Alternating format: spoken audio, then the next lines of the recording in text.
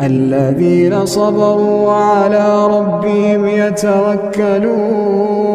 وكأين من